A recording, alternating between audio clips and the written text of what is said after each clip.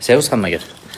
Mana bugun Bunyod Bekjalolov bilan birgalikda navbatchilikda bo'lib qolamiz. Shundan foydalanib, Bunyod akadan kichik bir intervyu olamiz. Bunyod aka, o'ziz Germaniyaga qachon kelgansiz? Qachondan boshlab shifokorlik faoliyatini boshlagansiz? Shu haqida ozroq ma'lumot bersangiz. Xo'p, Germaniyaga birinchi marta 2009-yil Nemis akademik almashinuv xizmati stipendiyasi bilan kelib ketganman. Nemis tili va nemis madaniyati programmasi bo'yicha. Undan keyin 2019-yili Sprachkursga, til kursiga kelganman. 3 oy til kursi bo'lgan.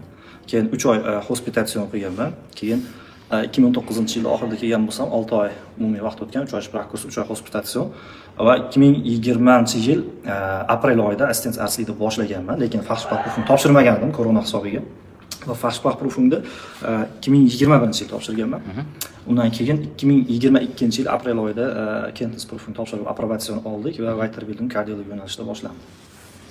Hozirda ham Bunyod aka Weiterbildung deb aytib ketdi. Nemis tilini bilmaganlar uchun Weiterbildung bu rezidentura kardiologiya bo'yicha rezidenturada.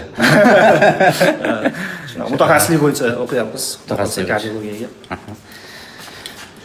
Qolgan vrachlardan ham sekin-asta informatsiyalarni olib boramiz. O'tkazib yubormaslik uchun albatta obuna bo'lib qo'ying.